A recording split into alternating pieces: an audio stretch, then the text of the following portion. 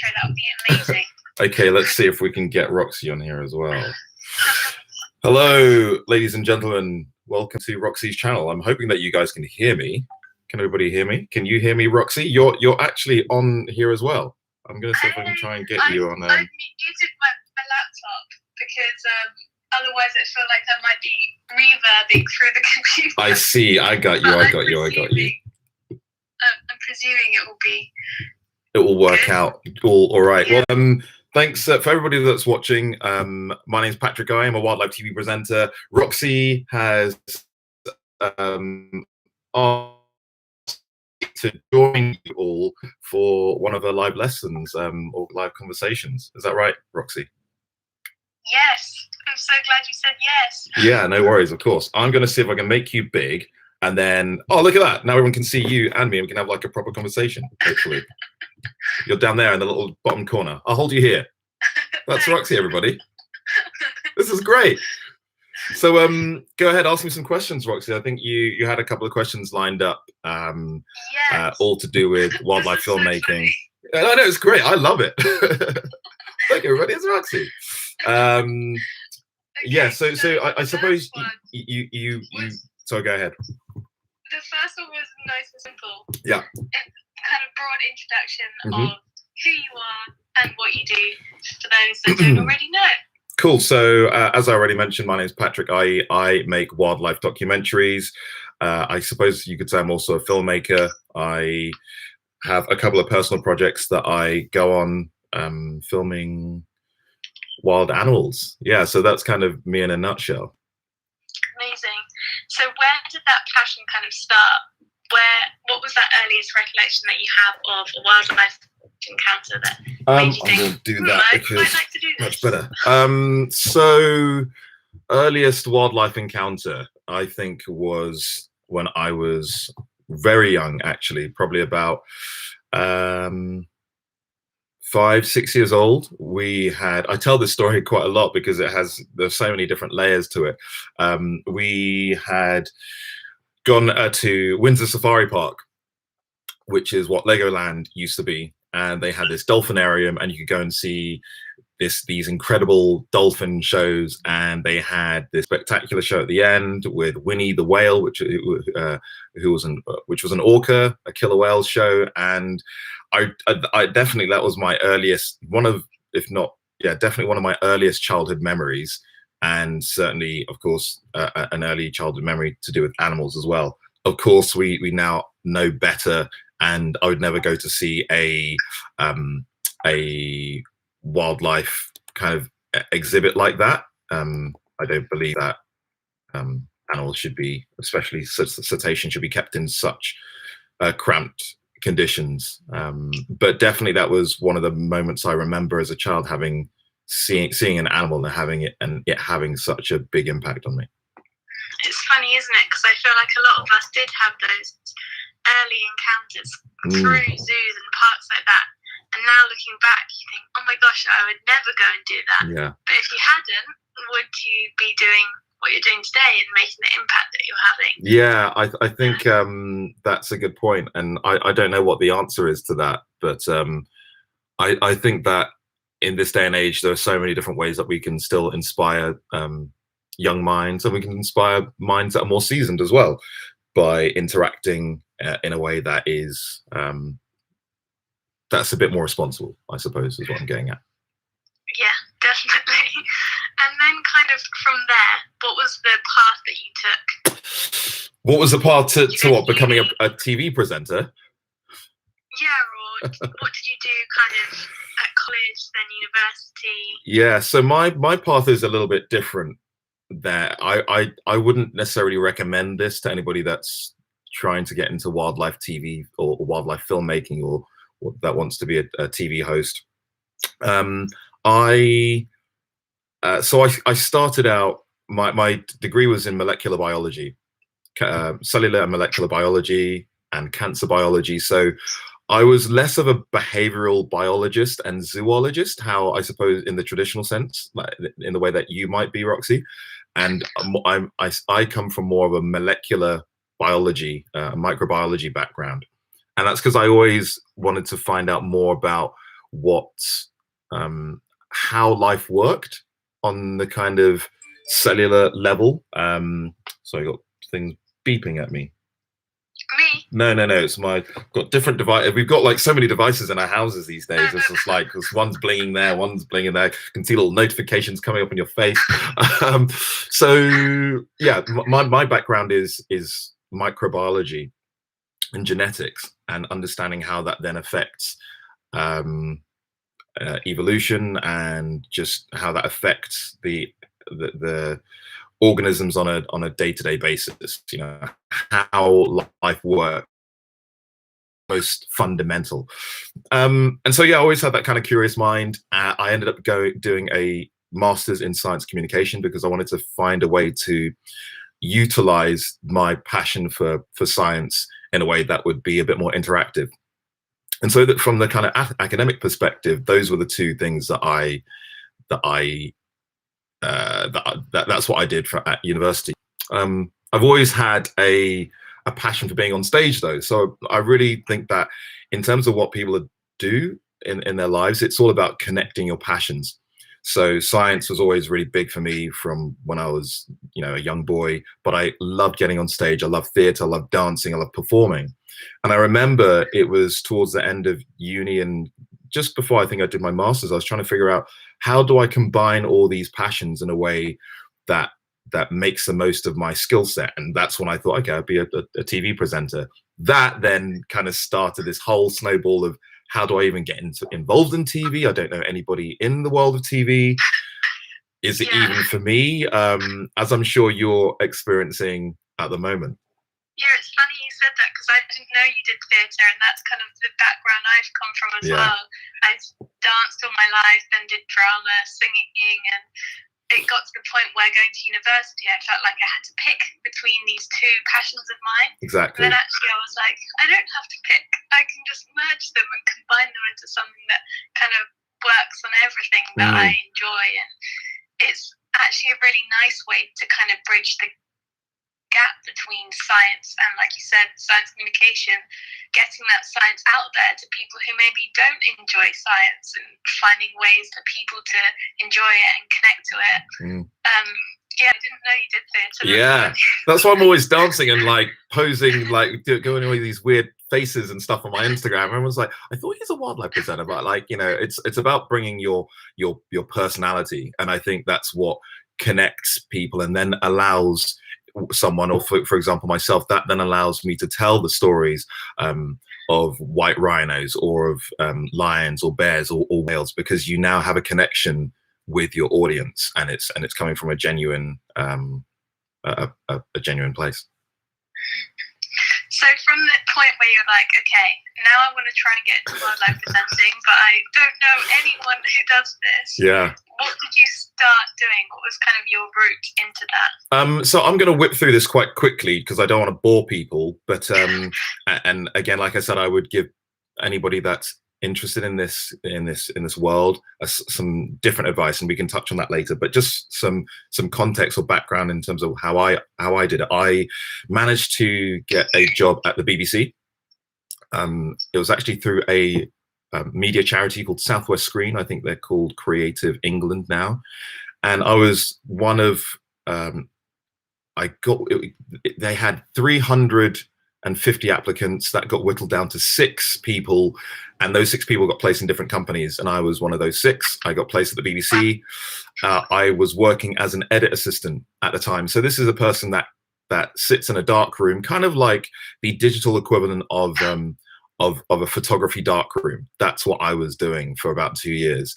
And so when the crews would come back from all their different trips, I would see all this amazing, incredible footage, you know, of like penguins, of polar bears, of lions, orangutans. And I was the one that had to process all of this digital footage and prepare it for the editors to then make their series, their shows. And so for me, I knew that wasn't where I wanted to be, but I understood that these types of situations are all about maximizing on your opportunity. And in those 2 years, I was able to learn a lot about even just learning about biology, because you see the behavior. I'm the first person that looks through those tapes once it's been processed. So you're learning about all this new behavior and from all sorts of different animals, and you're also building relationships with producers.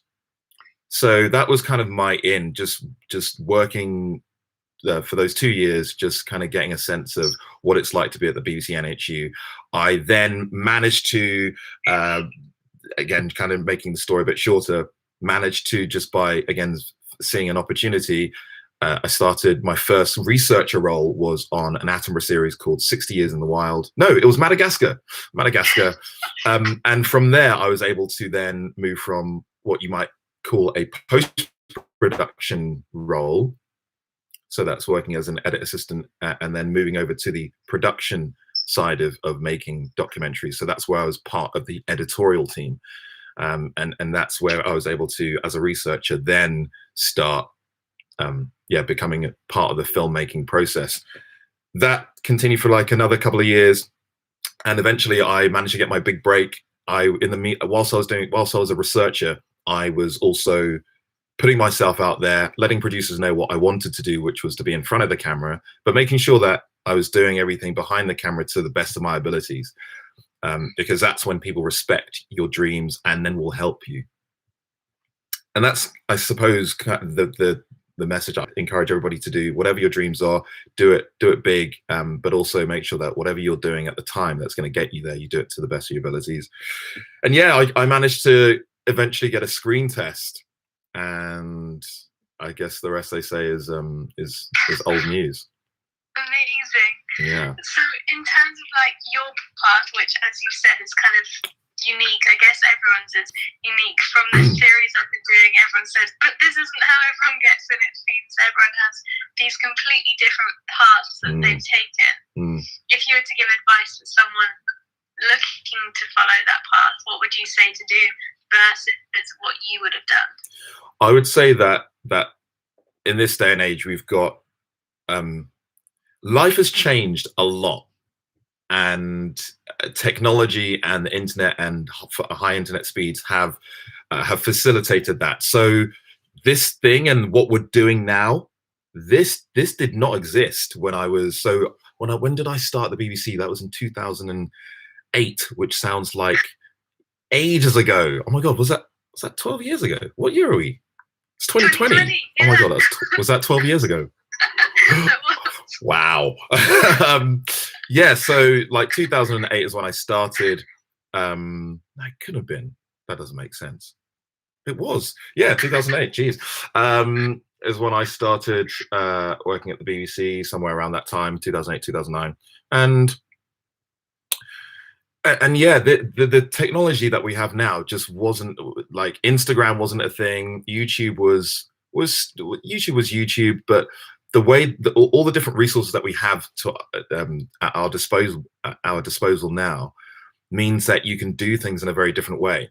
So, for example, we've got 5G that's going to be released either this year or next year, depending on how things go with COVID-19, and that is going to revolutionize how we do this whole thing again.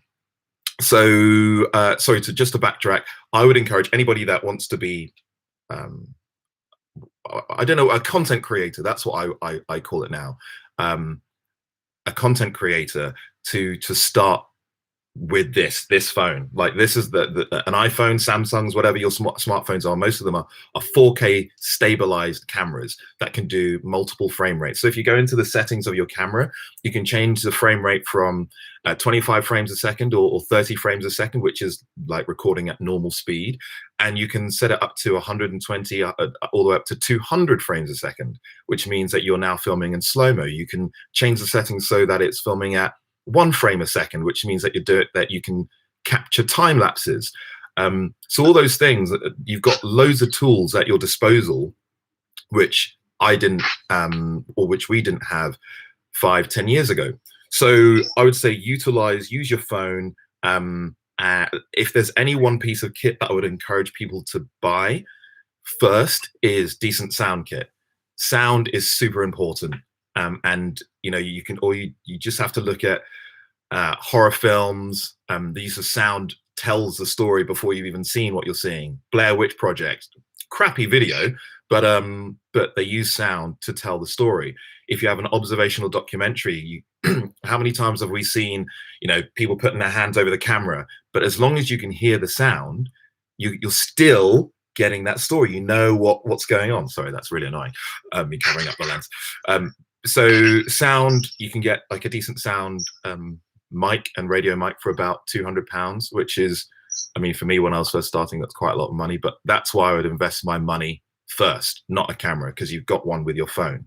Sound is the most important thing, because a clear sound will tell the story and it will make your film stand out. So I'd say use social media, use the tools at your disposal, which is the internet, all the different platforms from TikTok to Instagram, LinkedIn, Facebook, whatever your platform is that you feel comfortable on, utilize it. I mean, you're a great example of that. I guess we kind of kindred spirit in a way, from coming from having that performance type background, whilst also being lovers of wildlife and great conservation stories. If anybody hasn't done it already, go and check out Roxy's TikTok. You've got images of like, I remember, I think it was a puffin. Yeah. And just like funny gifs, and it's about understanding how the world communicates now. We communicate really quickly, but via gifs, but via short videos. And that was a really good example I saw on your platform, on your TikTok account, where you're sharing your passion for animals, but making it contextual to the people that are going to watch those videos. Yeah, I'm enjoying TikTok a lot, because I find it quite challenging, because you have 12 seconds really to capture someone. Otherwise, they're just going to keep scrolling. And I think people on TikTok have probably the shortest attention spans out of any platform. And it's trying to like figure out how you can use what's trending, but make it relevant to your niche, which I'm enjoying the challenge of that. Yeah, I think there's you mentioned, you've got 12 seconds to tell a story, and those 12 seconds, that's actually one of the hardest things to do, to tell your beginning, middle, and end within 12 seconds. And I would argue that it's more challenging to make short form content than it is long form content, because you got the time to tell the story. Whereas in those 12 seconds, you have to create this very intense narrative arc. So I think I would encourage people to use those platforms to play around, mess around, because then you understand that process of setting up your story, what the conflict is, and then what the resolution is, all within 12 seconds, which is actually quite challenging. Yeah, it is. And also it's good to jump on them while they're new and before these crazy algorithms get introduced that makes it hard really to get that content. So it's a good time. Yeah, totally. I would. So one podcast I would recommend to anybody that's looking at getting into this world is actually someone who has nothing to do with wildlife. His name's Gary Vee. Lots of people may have already heard of him before. He's an entrepreneur. Started out selling wine, and now he's got this huge marketing business. But he's all about using these different platforms to tell your story, and don't worry so much about the algorithm as such. Something like TikTok, a new platform, the algorithms aren't as restrictive or aren't as advanced as something like Instagram, which is geared towards encouraging you to use the marketing tools, which you have to pay for, but do work. Whereas on something like TikTok or LinkedIn, you can still have very good organic reach. So that's reach that isn't promoted. And so whatever your story is, if you're telling a story of an orca, a killer whale, a humpback whale, you can use those platforms to share in your passion. Definitely. So going on to like your passion and those more like wildlife stories that I'm sure you have a lot of, out of all of the encounters you've had as a presenter, what's your favourite kind of wildlife moment that you've got to witness or tell the story of? I'd say one of my favourite, because I got a few, but it has to be about 2 years ago. I was in Dominica. We were filming a story about big animals. It was for a Sky series called Big Beasts. Big Beasts, Last of the Giants. And we wanted to tell the story of how sperm whales are helping to combat climate change. And so the story is, it kind of goes, you know, the sperm whales, massive creatures, live in the sea. They have the ability to dive 2,000 meters beneath the surface of the water. And whilst they're down there, they're looking for all sorts of food, be it fish, squid.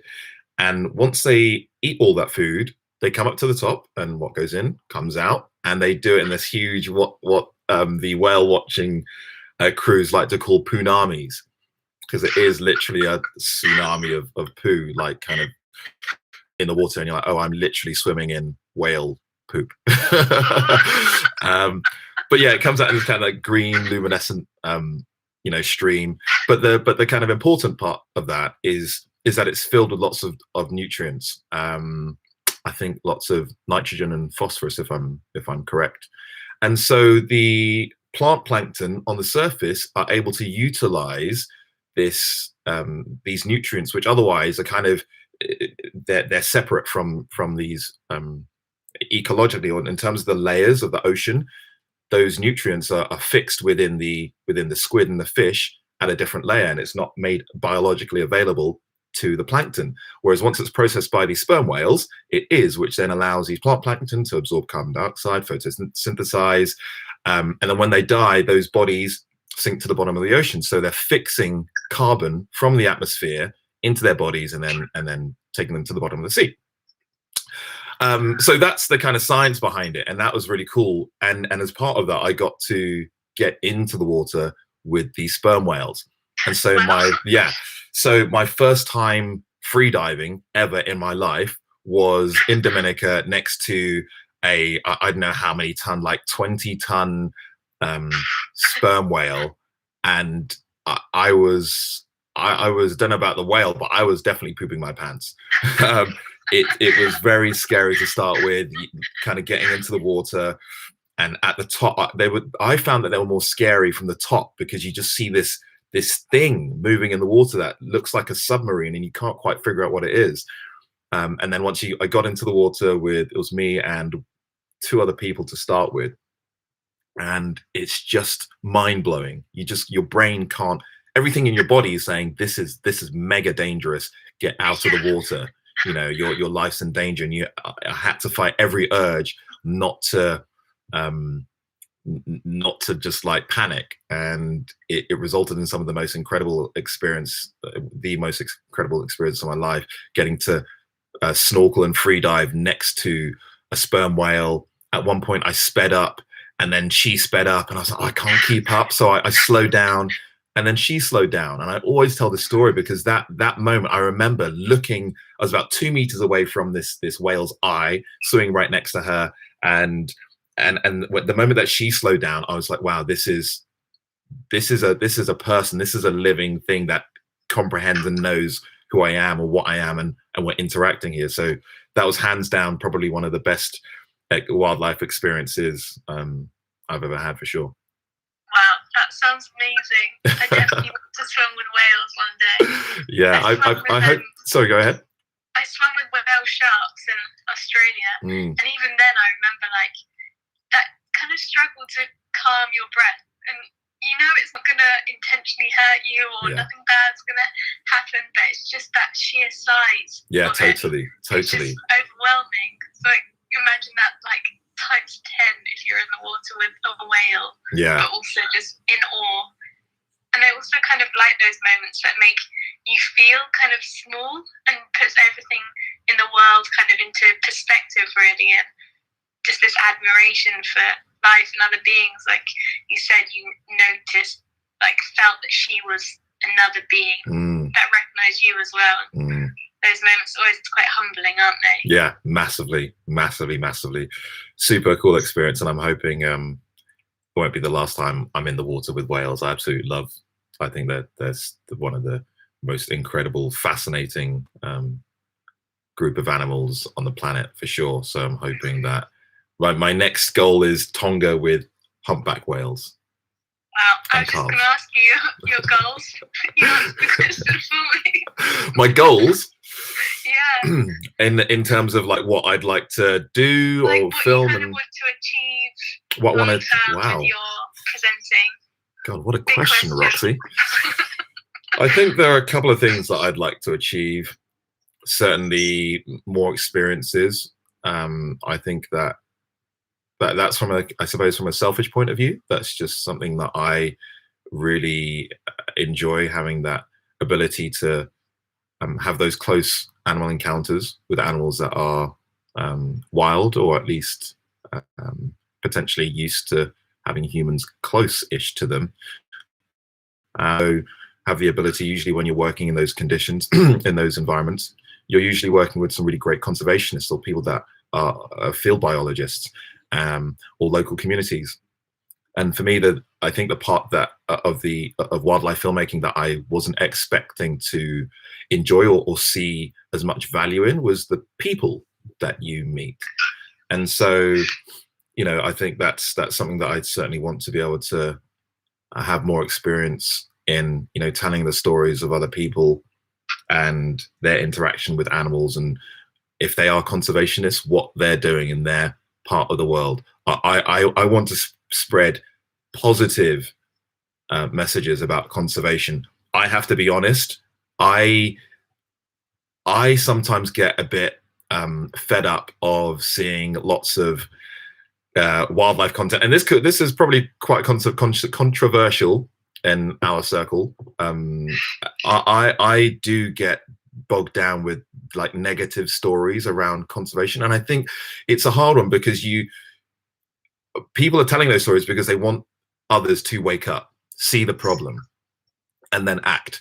But I also believe that it's about sharing the positive messages about what other people are doing to encourage the rest of us, as opposed to blaming. I don't like blame culture so much. I think that the most powerful thing you can do is to share stories of compassion, and yeah, stories of compassion. And so when it comes to the stories that I want to share and tell, it's all about the positive success stories. Still not shying away from like the reality of what's going on. For example, today we're all in this really strange situation where we are in a global pandemic.